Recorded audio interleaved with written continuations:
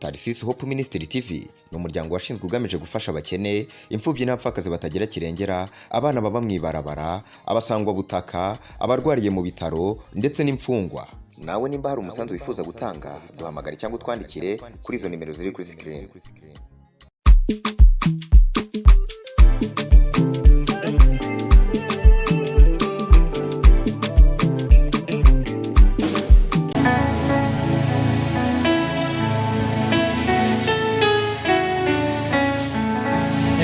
Twongere tubahe ikaze kandi tubaramutse amahoro y'Imana nshuti namwe bakunze ibiganiro kuri Tarisisi Hope Ministry TV. Turagarutse mu zindi imbaraga, mu zindi nkomezi, mu bundi bushobozi bw'Imana. Twatuje muri wa mwanya wahariwe guhimbaza Imana no gutazira. Ngarutse rero ntari jenyine nkuko bisanzwe, ariko kambanze nakire wewe uje kudukurikirana, akaba ari rya mbere rero gutahura udukurikirana umuntu mushasha.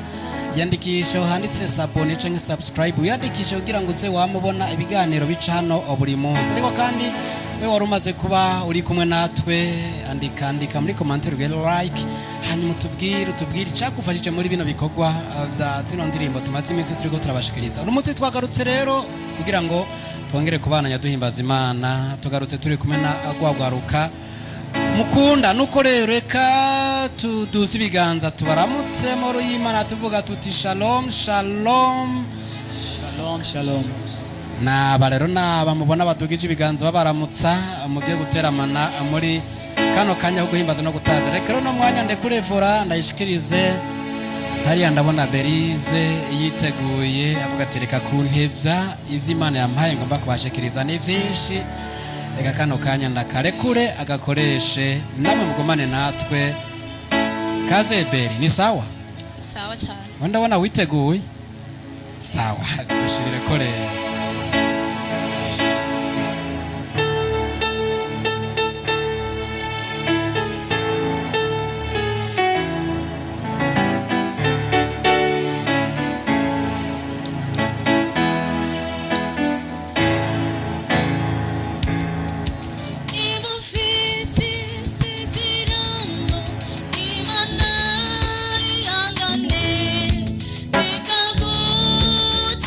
Neke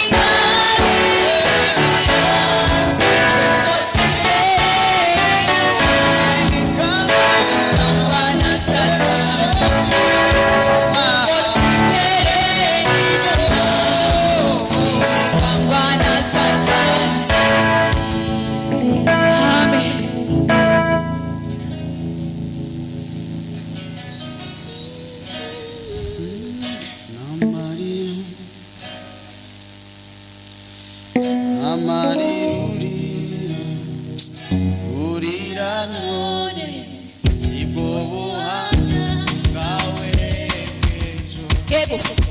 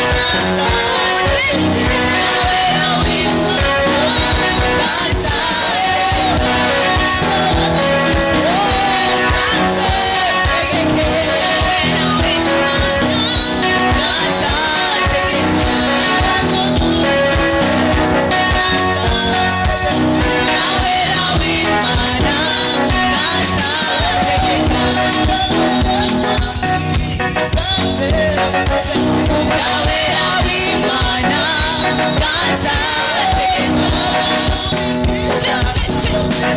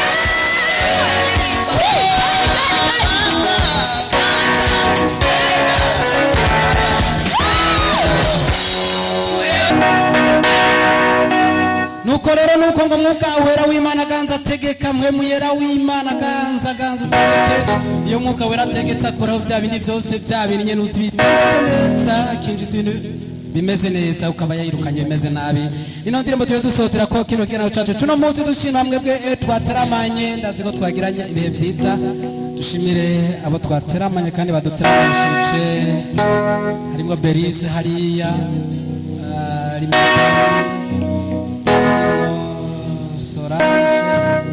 n'abandi bose tuduze ibiganza rero tubashimire mwebwe kandi tubike bantu tuvuga tuti naho ubutaha bye. Tarsis Hope Ministry TV ni umuryango washinzwe ugamije gufasha abakene, imfubyi n'abapfakazi batagira kirengera, abana baba mwibarabara, abasangwa butaka, abarwariye mu bitaro ndetse n'imfungwa.